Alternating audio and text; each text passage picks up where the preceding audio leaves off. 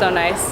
Alright, what's up YouTube? So I'm here with Jamie and we're at a new gym and we're going to train shoulders for you guys, and we're going to show you the warm-up and the entire workout, and I'm going to do an informative commentary over the whole thing, and then we're going to talk to you guys a little bit about body image after in the studio if possible. So enjoy the workout footage. Welcome to the feast, I unleash, I'm a motherfucking beast.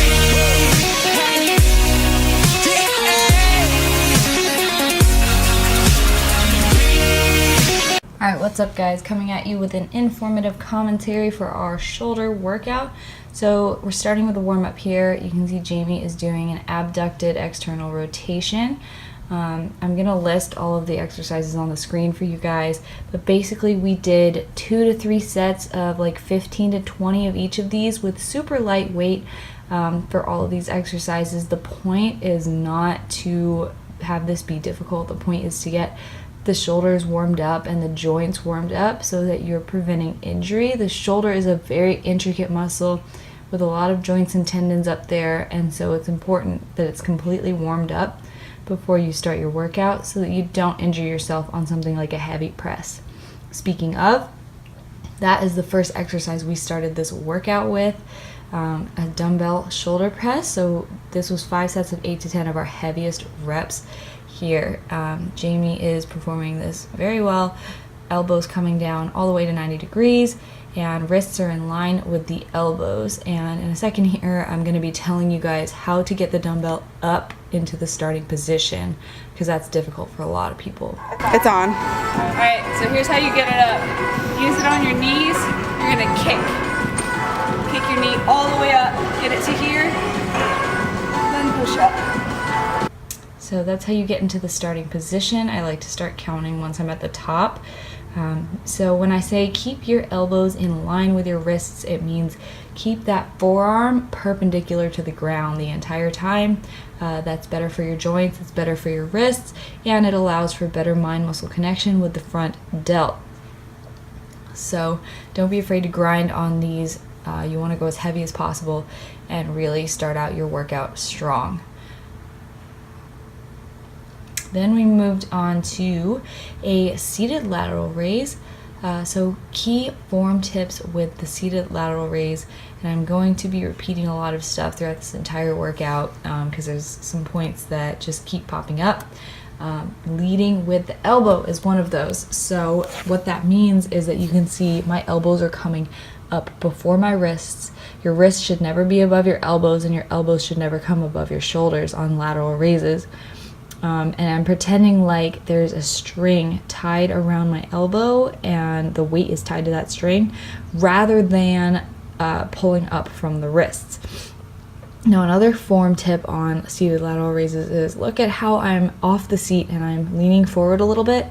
I'm doing this to keep my lateral delt, which is basically on the top of your shoulder, to be in line with the ceiling. So whatever side of the delt, the front head, the lateral head, the rear head, is facing the ceiling, that's the one that's going to be doing the most work because it's working against gravity, parallel to the ground. And we superset the seated lateral raise with the supinated grip barbell front raise. I really like these. Basically, supinated grip just means that your palms are facing the ceiling. I'm using a lot of momentum here because we're burning out the shoulders with this superset. And you just want to use the same cues, lead with the elbows, try to pretend like the weight is at your elbows, and try to pause at the top and bring the weight down as slow as you can. But at the end of that set, I really could not hold the weight for very long at all.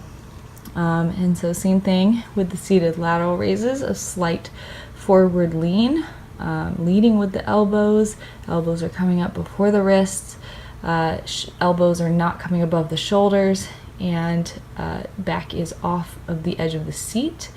And then moving into the drop set, another thing that I want to touch on is you'll notice how at the beginning of every set, Jamie and I are using as little momentum as possible, like as little swing, to help us get more reps out. And then by the end of the set, you can see we start to employ a lot more momentum at the end. Still not that much, but just enough to give us that little extra push. And by the time we are at the end of the set, the muscle we're trying to target is already activated, so we can use that little bit of momentum. Here, we did another superset, incline rear delt dumbbell flies. We're on the bench to eliminate momentum that could be used in a standing rear delt fly, simply just to keep the activation in the rear delts rather than the traps. So we did a drop set every set here, so that's what I'm doing in the video. And again, leading with the elbows. Elbows are coming up. The shoulder joint is what's moving. My arms are bent and they're not bending. It's important to pretend like someone is pushing against the back of your triceps for these in order to activate the rear delts and not the traps in the movement. And then we superset that with a barbell upright row. So we did a wide grip upright row actually. Notice here, form tips, I am leading with the elbows again. Lots of control with this exercise. This is easily an exercise that can be taken over by the traps, but to keep it in the shoulders, we kept the weight very light and did about 15 reps per set. The elbows are coming up above the shoulders. You want to think about getting your elbows up to the ceiling, and then again using a little bit of momentum here at the end of the set because the shoulders and the lateral and rear delts are already activated. All right, so here Jamie is doing the barbell upright row. Again, very controlled movement, wide grip, elbows are leading, and she's leaning slightly forward to get that lateral and rear delt activated more than the front because it is in line with the ceiling. And then we moved on to a superset with face pulls and cable lateral raises. So keys with the face pull, notice how my elbows are flared and I'm trying to keep pulling my elbows above my shoulders to activate the rear delt and not my back. My palms are facing down and out. You can do whatever's comfortable for you, down and out or down and in. A lot of people like to vary their grip, like Jamie has her grip down and inwards. And again, leading with the elbows. Cue on these is try to pull the rope apart so that you're not just squeezing your back and making this a back and trap exercise. And then here we moved on to a cable lateral raise. I really like these. Again, we're leading with the elbow, using just a tad bit of momentum, holding onto the machine for stability and so that we can have a little bit of lean into the exercise. But again, shoulders are, or the elbow is coming in line with the shoulders and the wrist is not coming above the elbow. I like to end with cable lateral raises because I feel better activation that way. That's just personal preference. The order of this workout is not like something that you have to stick by. You can vary the order of exercises if you want. This is just how I feel it best in my shoulders. And then we moved on to a pec deck rear delt fly. So key tips for this, notice how Jamie's hands here are pressing against the side of the metal and she's not necessarily gripping the pec deck very hard. We like to do this in order to push back more instead of gripping and using more forearm for the movement. Pretend like someone is pushing against the back of your tricep. I'm pointing at her rear delt here. That is what you should be feeling in this movement. The pec deck rear delt fly is a great exercise to really isolate that rear delt. A lot of dumbbell flies allow for a lot of momentum and allow for a lot of trap to get involved in the movement. So this is a staple exercise that I do almost every single shoulder day. So here, leading by the elbow, the shoulder joint is the one that's moving. My arms are bent but not bending, and I'm pausing and squeezing at the back of every single rep on the rear delt fly. And again, I'm not gripping the bar at all. My hands are in a fist, like literally on top of the bar.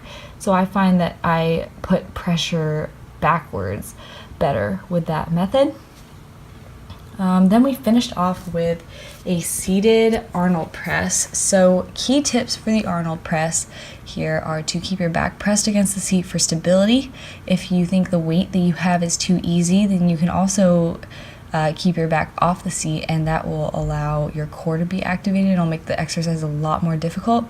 But I personally like to go a little bit heavier and use the back support. Keep your elbows up and keep the tension on your shoulder the entire time.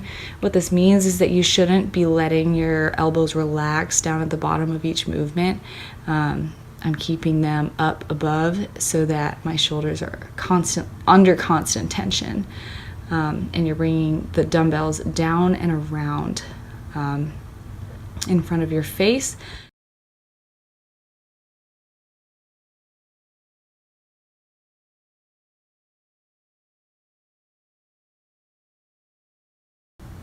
Sorry, I just ran out of storage on my phone, but I'm just going to wrap this up. Thank you guys for watching, and I hope you found this informative commentary helpful. Let me know if you guys apply any of these tactics to your next shoulder workout and how they helped you. Give the video a thumbs up, and I will talk to you guys in the next video. Thanks for watching. Bye. That weight was just for the video. Alright, what's up YouTube? So we wanted to sit down and film this little talk for you guys because we were actually talking about this morning. We both just kind of woke up and had a bad body image day. I had a lot of pizza last night, and she had a family dinner, right? Yeah. Ever since I come home, there's hella family dinners, so. And so we're both in our off seasons right now. I've done my shows in the summer, and she's gonna compete for the first time this upcoming summer.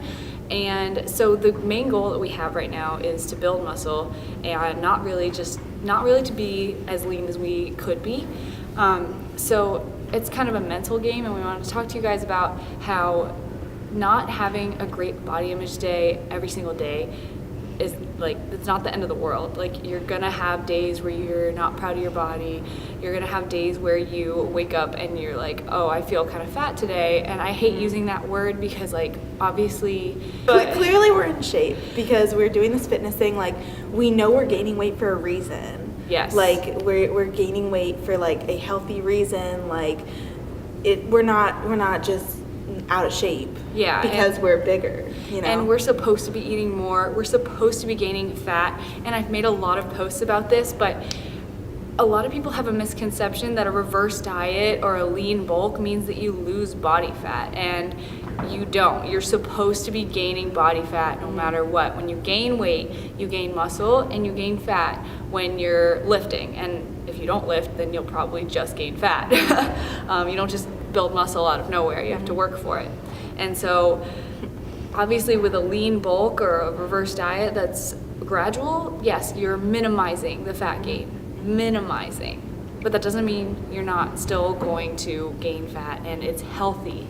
And so gaining that body fat back, if you guys don't know, your hormones are regulated through your fat tissue, your adipose tissue in your body. So those signals are sent through that tissue. So if you don't have body fat, then your hormones really can't function as good as they should be.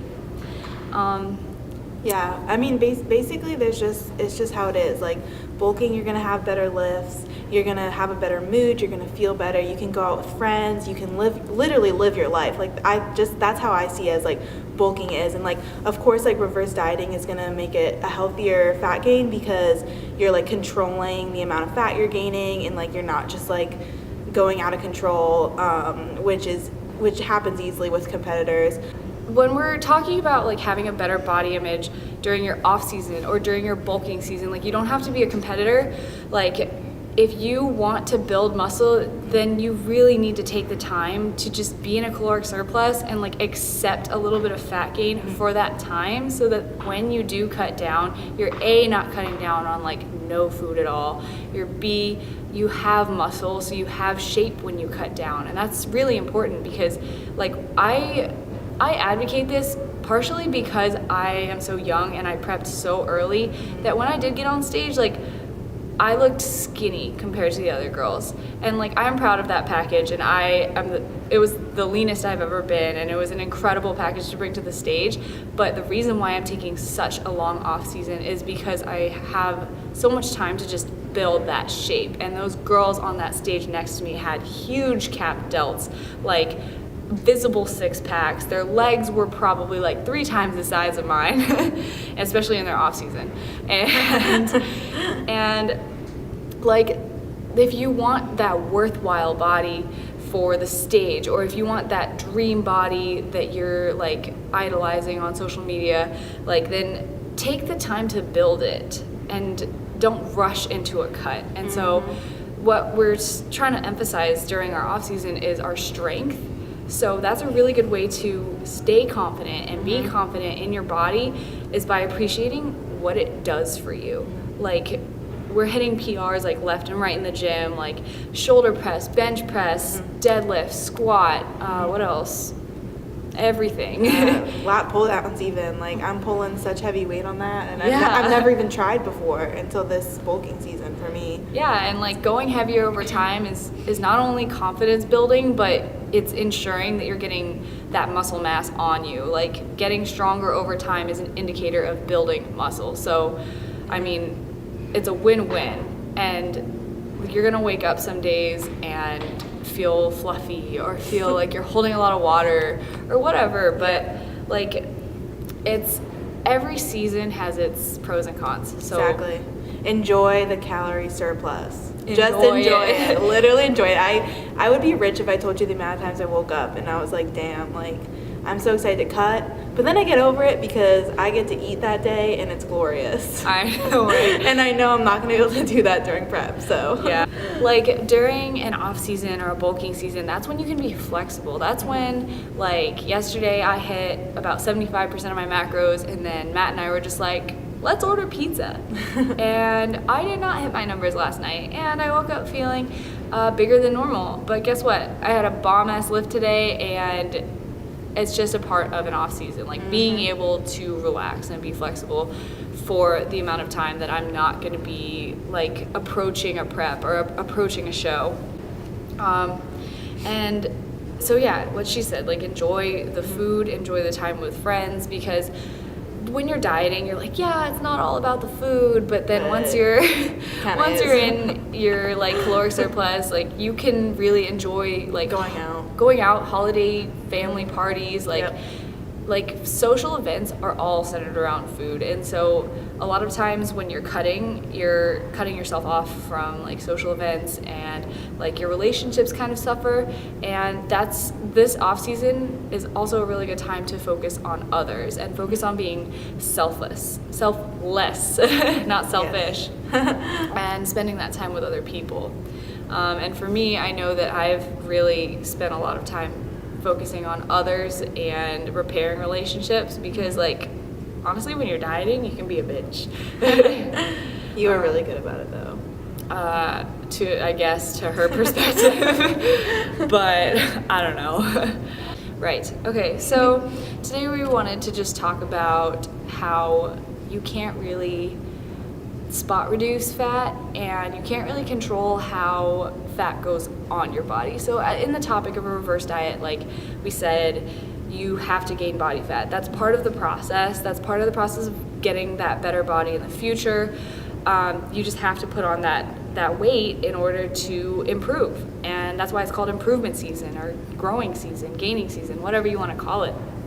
So I personally, when I reverse dieted, the first thing that started putting fat back on was probably this area right here.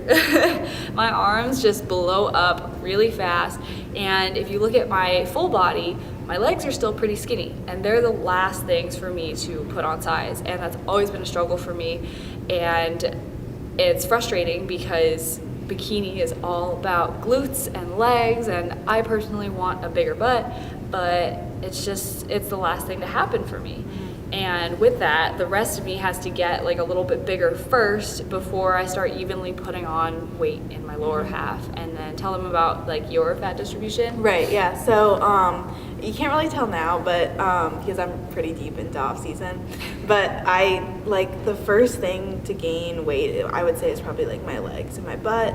And then weirdly, I gain a lot of weight in my boobs.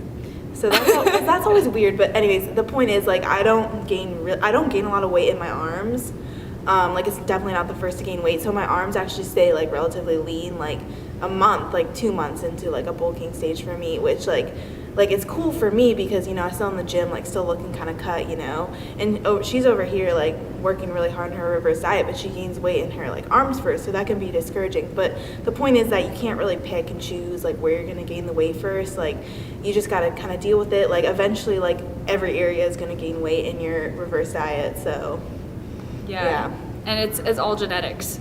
So my Asian genetics gave me pancake butt syndrome. And you're what, Italian? Yeah, Italian. So all in the legs. Yep, basically. And I mean, that's just, I mean, you can work on every body part. Like, I prioritize my leg training because that's what I want to grow, and it's just slower for me personally. And so I get a lot of questions, and I'm sure you do too, about like, how do I reduce fat in my lower stomach or in my thighs? Those are the like 2 top questions that people come to me with, and it's just going to be overall body fat loss. Or in the case, you can't have small legs and a big butt.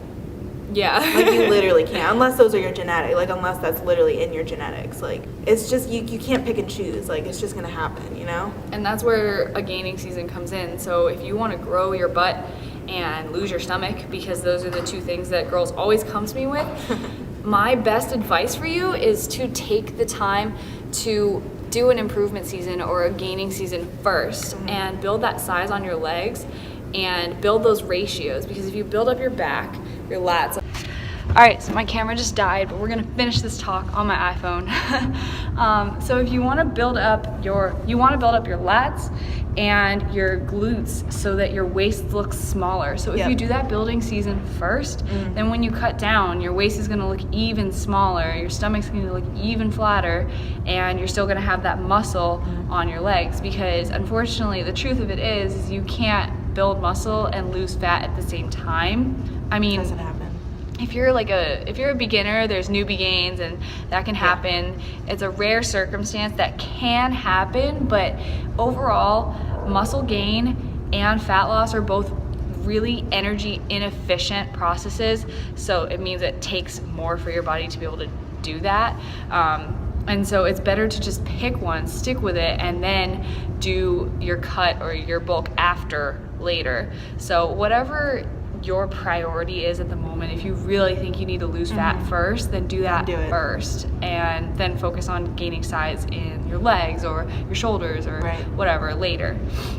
So yeah, we just wanted to cover that we put on fat differently, and we hope that something we said about embracing your body in all of its stages really helps you guys. Because like even us, like, we're not 100% comfortable with ourselves every single day, and it's just a part of the process, and we just gotta love ourselves. I'm just gonna add really quick, sometimes I do feel really self-conscious because of like how much weight I've put on, but I go to the gym every day, and what makes me feel better is how comfortable I feel in the gym, and like I know what I'm doing in the gym. Like, I've been doing this for a while, and like slowly, like, my self-consciousness goes away, because like the gym's my thing. Like, who cares like if someone thinks I look big, like that, you know what I mean? Like, it doesn't matter. Like, I'm doing this for myself. Like, I know why I'm bulking, and I know like someday like I'm gonna like cut. So like, just don't be self-conscious. Just like research your shit. You're good. Research your stuff, and like just be confident in the gym, and like it'll take you far. Yeah, and the same thing that she said about being confident in the gym, be confident in your strength. If you're in a gaining season, like, think about your strength, record your lifts, get stronger every time. Like, if you write down your workouts, I have a video on tracking your workouts. Like, look at that video, write down your total volume, and next time you step in the gym, you'll have like a mental you'll have a memory in your head, like, oh, last time I wrote down I did like 50 pounds. Like Right. this time I'm gonna try 55. Right. And if you're doing that over time, you're building not only your strength, but you're building your confidence. And being strong in the gym, especially as women, is the most empowering thing in the entire world. And I've seen people go from, I've had clients who were too scared to step foot in the gym who now go in there and crush it like every single day. Well, you're not my client, but yeah, like it just, I was that person. weightlifting transforms people. So like just put your head down, wear your hat if you need to, like don't make eye contact with anyone, and just like focus on you. Focus on your strength and your confidence that you're building for your long-term goals. And it's really hard to think like that, but it's always good to have a reminder, especially if you're in a gaining phase. Like you're working for a long-term goal. And Exactly. You do you, boo. so sorry we had to film this on my iPhone with the weird pink shit in the corner, but I really hope you guys enjoyed this talk, even though it was a little scattered, and we didn't like plan it. We were just like, hey, we both feel kind of like shit this morning, so we want to talk to YouTube and hopefully help someone out there. And hope you guys enjoyed the shoulder workout and the informative commentary voiceover, and learned something from that. And let me know in the comments below any videos you want to see. I have a chest workout coming, I have a supplements video coming, and I will take requests for any other videos you guys want to see. And yeah, give the video a thumbs up for Jamie. And I'm gonna cut it there. Bye, guys.